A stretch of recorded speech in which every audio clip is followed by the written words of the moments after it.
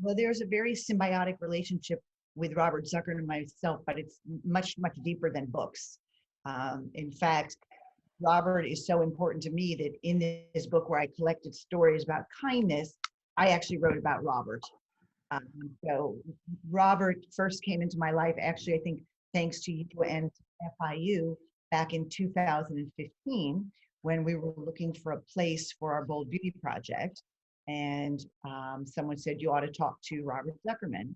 So we emailed a little bit and we ended up meeting for lunch. And it was sort of one of those moments where my whole life marched off in a different direction after meeting Robert. So we met for lunch and we learned a little bit about who he was and what he did. And I asked him if he would be willing to photograph my daughter, which was, pretty brave given who he usually photographs. And he said yes. And within a short matter of time, he came over to my apartment and photographed my daughter for the Bold Beauty Project. And he also brought a young woman with him who was hearing impaired and who was a model herself. And he gave the camera to my daughter and let her photograph this woman. So we call that day a love fest, and we sort of mark that as the point in our lives where things turned around.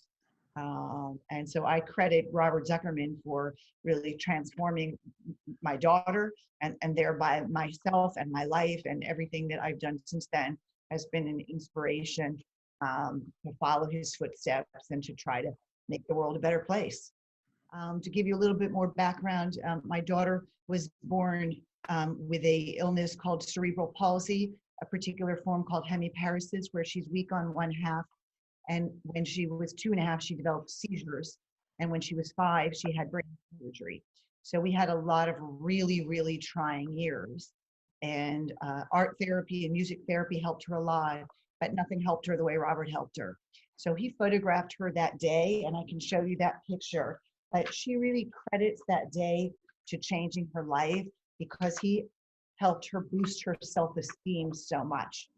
So this is the photo that he took of her that day. And there were several others that were incredibly beautiful. And this is the picture that he supervised her taking of Ida.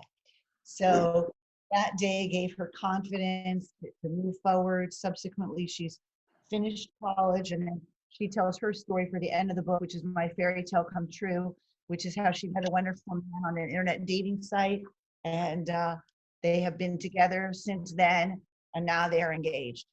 And we would be having a big engagement party in January, but we're not due to COVID. So every story takes a twist and turn somewhere, doesn't it?